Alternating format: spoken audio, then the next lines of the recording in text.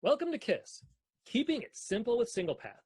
I'm Bill Borbis, and today my guest is Bryce Austin. Bryce is the owner of TCE Strategy. He's a CIO, CISO, keynote speaker, friend, and best-selling author of Secure Enough. Bryce, welcome to the show. Thank you for having me, Bill.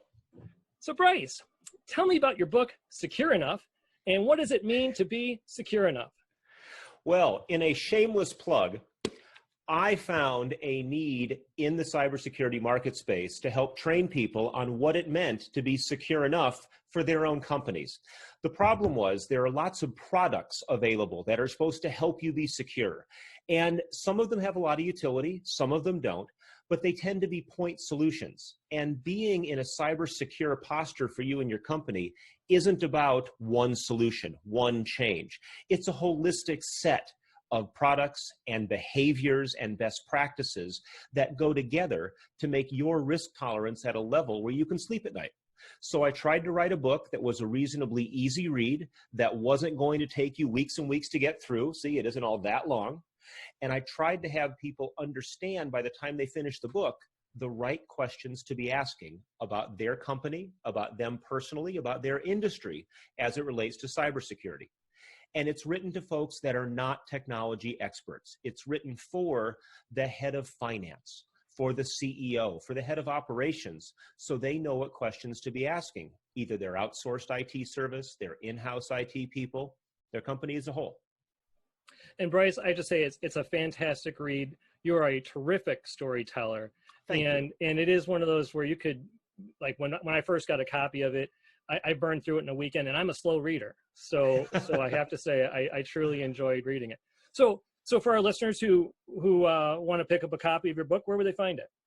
That's easy to do. If you are looking for one or two copies, Amazon works great. Barnes & Noble has them as well.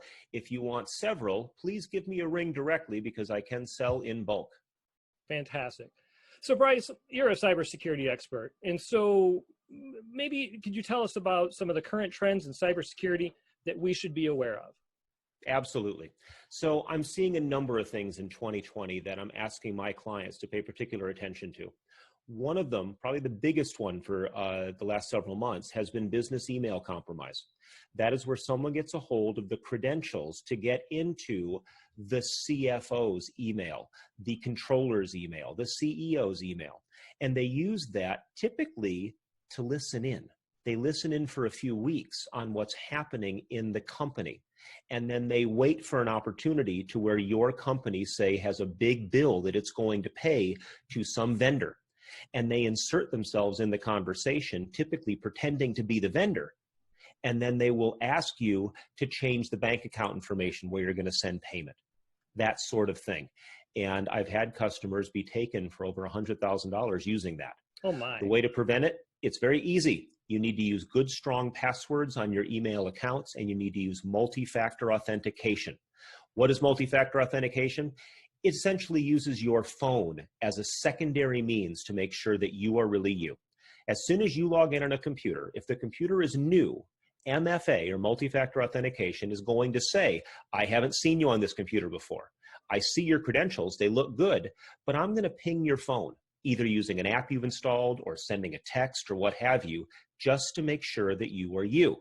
It's a very powerful way to keep cyber criminals out of your email, so it's harder for them to initiate wire fraud transfers. On that note, though, oftentimes your company has nothing to do with the hack. It is your customer or your vendor that gets hacked, and you just may be the unsuspecting victim.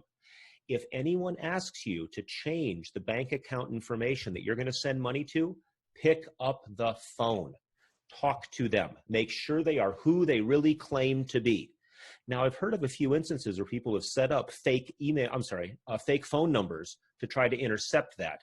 That's unusual. So that's an edge case. Typically, one phone call can save you from sending tens of thousands of dollars to the wrong place. So that's one area that I'm seeing a whole bunch of uptick, and I'm trying to educate customers as to how to keep themselves safe. The next, the need for patching is increasing. Last Tuesday, Microsoft put out a very serious patch where the encryption engine built into Windows has a fatal flaw. And it can be used to where if you go to your banking site, if you go to Amazon, it's possible that's not the real site. The whole thing's a fake. And because of this flaw, you have no indication of it. You still get the pretty little lock on your screen up in the corner, that says everything's fine. So patching Windows, patching your phone, patching your applications is as critical now as it ever has been, and it seems to be getting more so. The fix is simple. Just set everything to auto patch. Go ahead and let systems automatically install the updates, let them reboot themselves in the middle of the night, put it on your cell phone, put it on your computer, and then forget about it. Yes, there are rare occasions where the update causes a problem, but the number of problems you're solving by letting it update is huge. So that's a big one. I'd recommend customers set everything to auto update themselves, and then every so often check to make sure it's working properly. Next, using the same password for different areas is a real problem. There's an attack called credential stuffing. And how credential stuffing works is this. You were using a password back in 2013, and those systems were hacked, and bad guys have a copy of the dump of all of those usernames and passwords.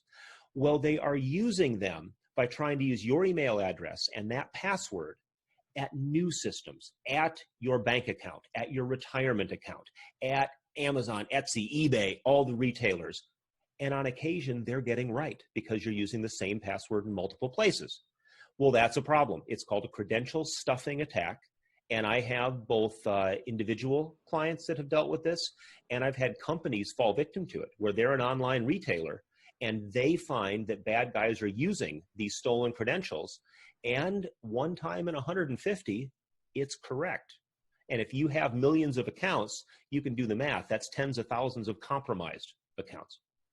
So that's a big one that customers are having to worry about. The last one is ransomware. Ransomware is on the rise. This is where a bad guy somehow gets into your computer or your business, and they encrypt all your files. And then they demand money to try to unencrypt the files that you had to begin with. It's just simple extortion. That's all it is. The problem is twofold. One, it costs a lot of money, and you may or may not get the key to unencrypt these.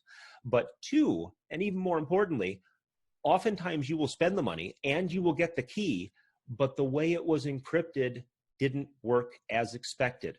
Cyber criminals are really not known for their strong error checking of their code to make sure it works right all the time. So I've run into situations to where we've had to pay the ransom and we get the key and not too much is salvageable. So many cybersecurity best practices will keep bad guys out from a ransomware standpoint, but the single biggest thing you can do is to make a backup of your files and keep them offline. If you're an individual or a small business, keep them in a drawer. Just make sure it's a locked and secure drawer. If you're a larger company, you need to use some sort of offline backup solution. It could be up in the cloud, as long as someone can't compromise you on site and then infect your cloud area, which is a concern. I still have some clients using backup tapes or even portable hard drives because they become so inexpensive. It sounds kind of old school, but if a system is disconnected from your network, it's very hard for a bad guy to encrypt it. Those are the biggest things that I'm seeing, and thankfully they all have very effective and simple mitigations if you do the mitigation before the bad guy comes to get you. Thank you for sharing those risks, Bryce, as well as your recommendations. SinglePath, in partnership with Foresight, Ingram Micro, and Mimecast, will be hosting a cybersecurity event on Thursday, February 20th, and you're going to be facilitating it. Bryce, tell us a little bit more about the event and what attendees should expect. We're going to have a good time is what we're going to do.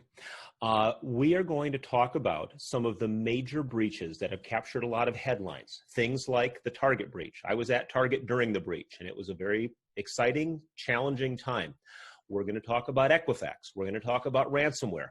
We're going to talk about how these things have impacted the companies that were victims to them and what companies can do to keep themselves from being victims themselves.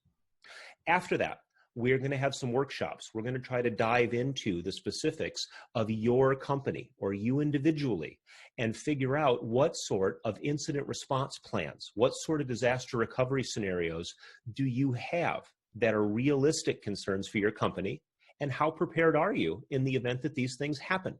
And we're going to go through these scenarios in little tables to have people talk amongst themselves and try to share their own best practices.